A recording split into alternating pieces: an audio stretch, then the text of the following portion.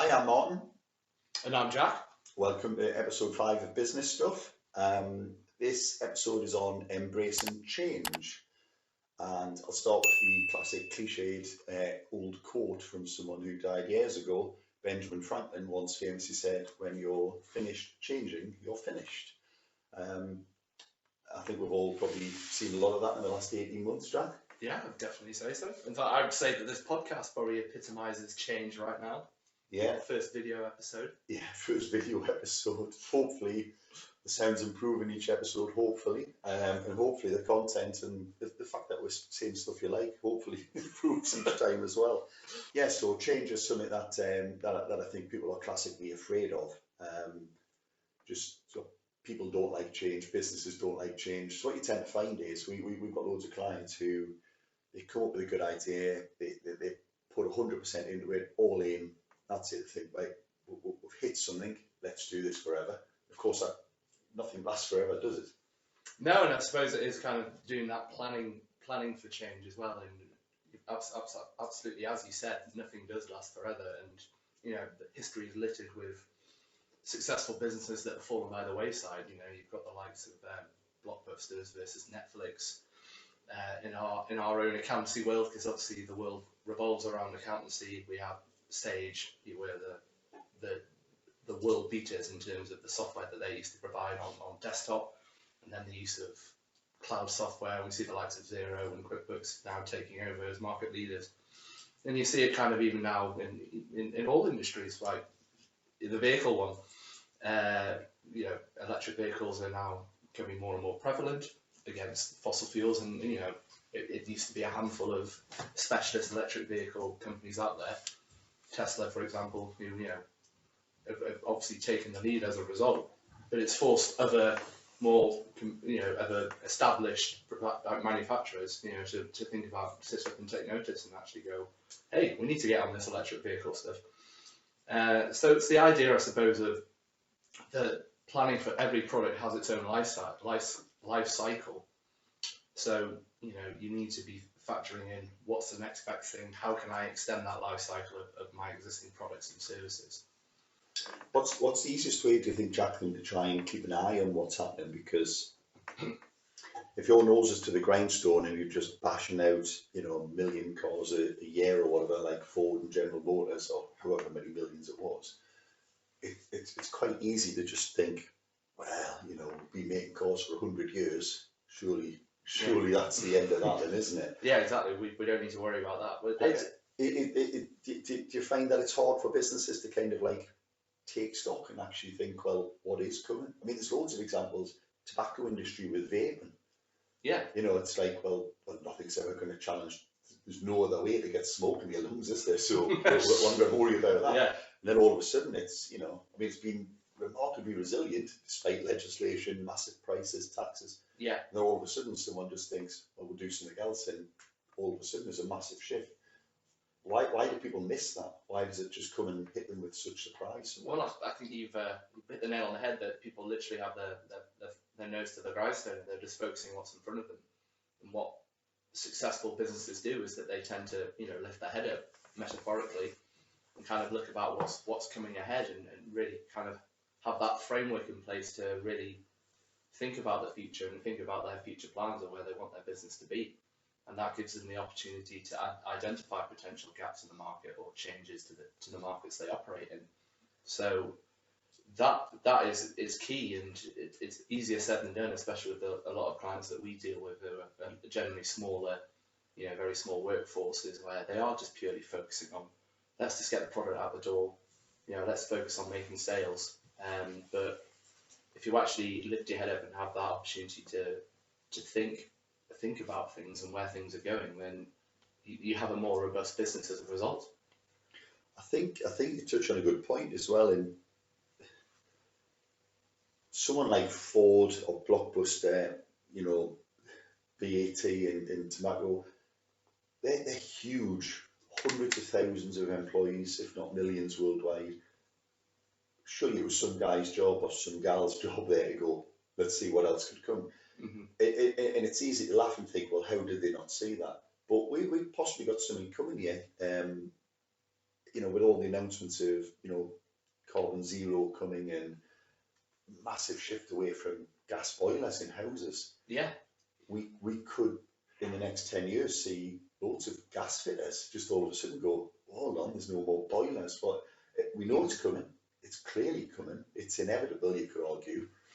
Your gas fitters only got two options. If they're retiring in 10 years' time, they probably don't need a shift or change. But if you're a gas fitter, you need to start thinking, well, I've got to start learning how to fit these air pumps and things like that. But it's harder if you're a one person business or a small concern. You haven't got that team of people whose job it is to lift up and look around. How is there a way you can make time in a business is it just time? yeah. I mean, you've touched on kind of an area which is close to my heart, which is research development. And yeah, as you said, these larger companies have, entire departments, hundreds of staff, they're focusing purely on developing new products and blue sky thinking. And yeah, they have the resources and the finances behind that. But yeah, the smaller companies don't. And you're right in terms of in lieu of having that extra pair of hands to, and the cash, I suppose, to actually go to say to someone, hey, you go off over there, you go and work on what's going to happen next in this business. In lieu of that, it is just purely down to managing your time in terms of, I'm going to be focusing bulk of my time on focusing on the business, working in my business, and kind of making the distinction between the two is so important. And when you're working on your business, that is the time that you put aside to, where is the business going, where do I want it to go, what do I want it to look like in 3 years' time. And that part of terms of the product side of things very much fits into that in terms of what do I want to be selling, what does my service line look like, what does my products look like. And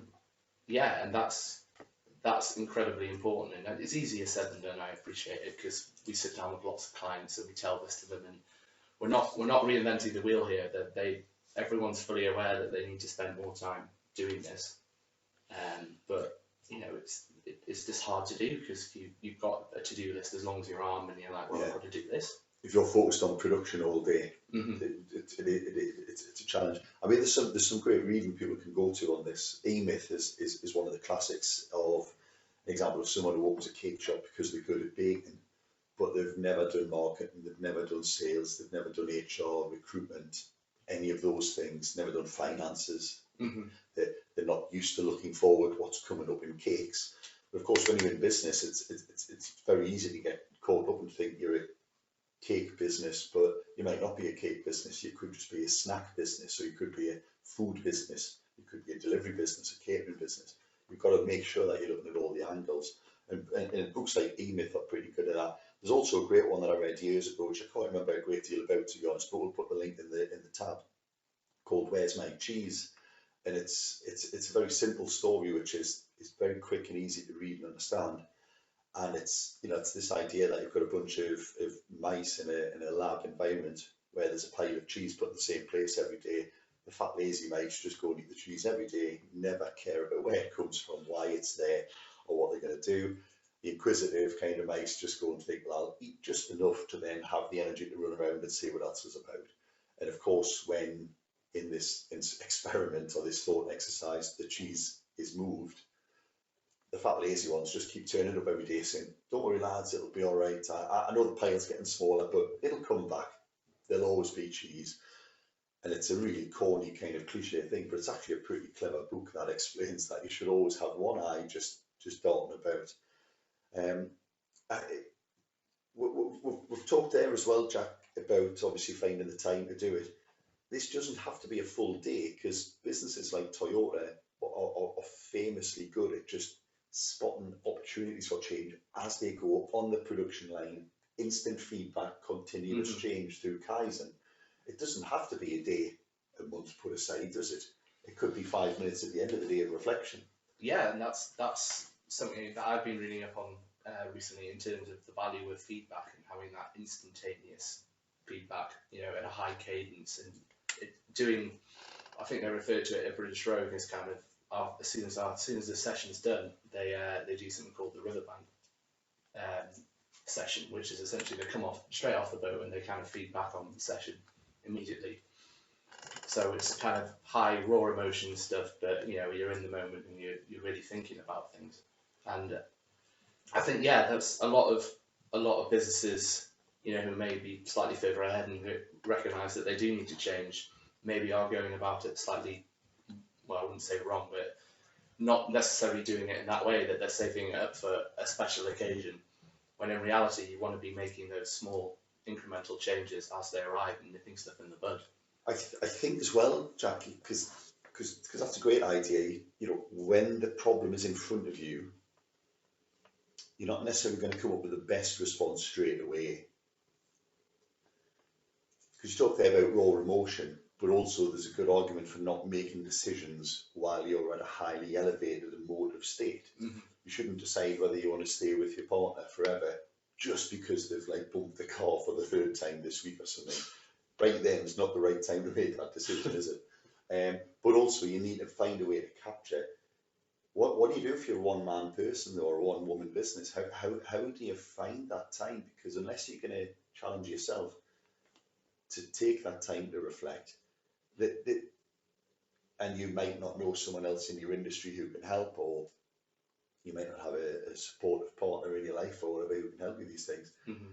This is where having someone who you can just call up, who's going to kind of hold you accountable and make these things happen, can come really valuable, even if they're not in your industry, isn't it? You just need someone who's going to say, "Oh, what's the lesson there? What can you learn from it?" Mm-hmm.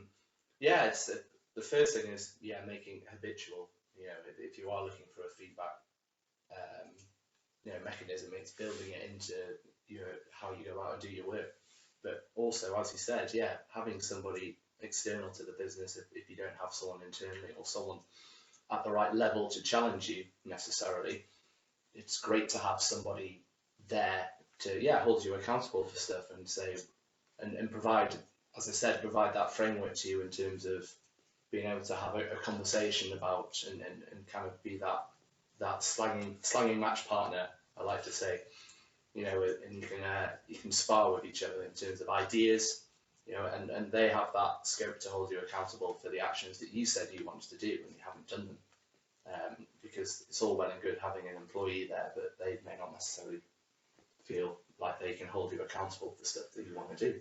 I think there's something that I can't quite put this into the right thought yet, but I'll give it a go, because that's what we're doing here. Hopefully that's what we're doing. There's any motivational speaker you listen to or any course you watch or whatever, there's always a danger of thinking that you're adapting or that you're embracing change just because you're listening to the right podcast, or you're watching the right industry webinar, or you've been to the right industry event, you've been to the right, I don't know, convention and saw all the new gadgets in your industry. But that isn't enough, is it? Being aware isn't enough. You have to have a takeaway from each thing. So I suppose if we're going to give someone a tip of something to take away here, it's probably that change isn't going to happen unless you do it. You can't passively change. You can't just listen to a podcast about change and then think, well, that's it, I'm done.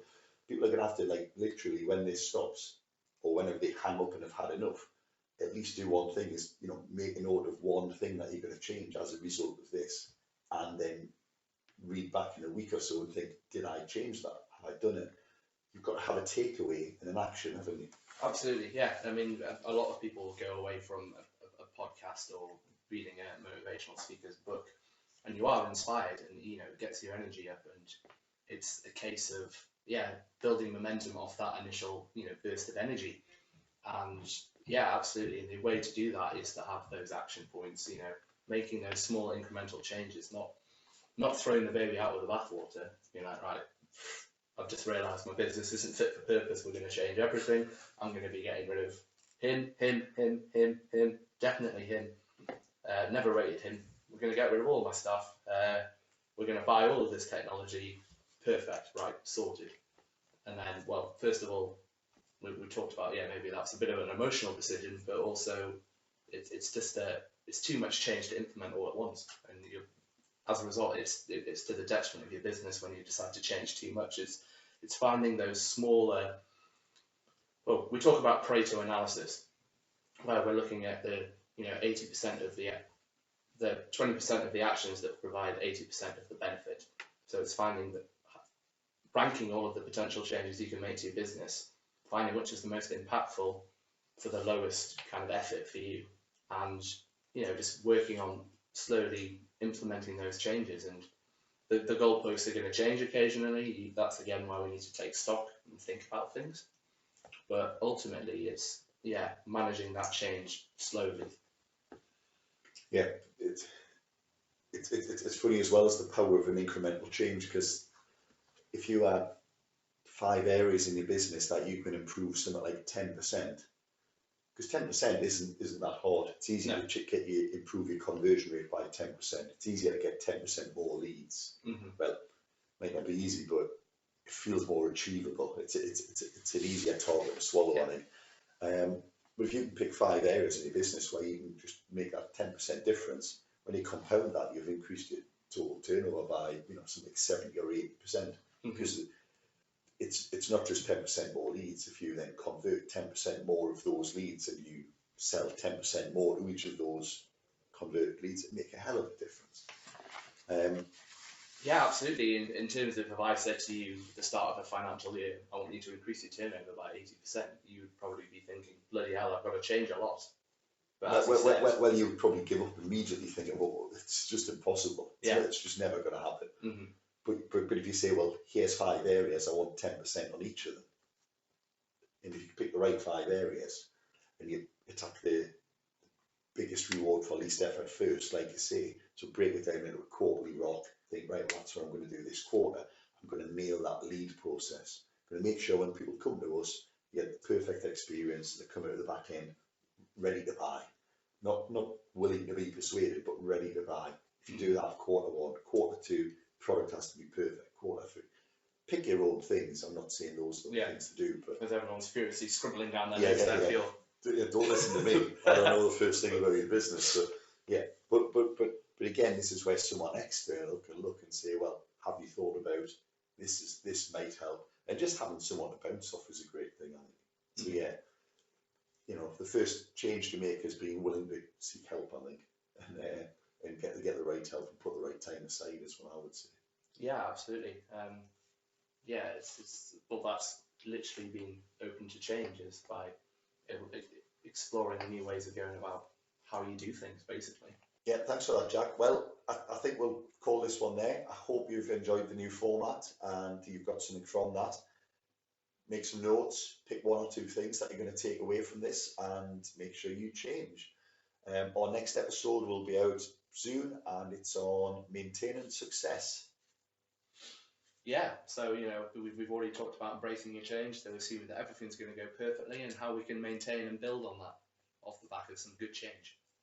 See you next episode. Thank you. Please be sure to like, subscribe, leave a review, or just get in touch and let us know what you think. If there's something we can do better, it would be a bit of a hypocritical thing to say embrace change, but us not to change. So put that to the test. Give us your thoughts, and we'll adapt as needed.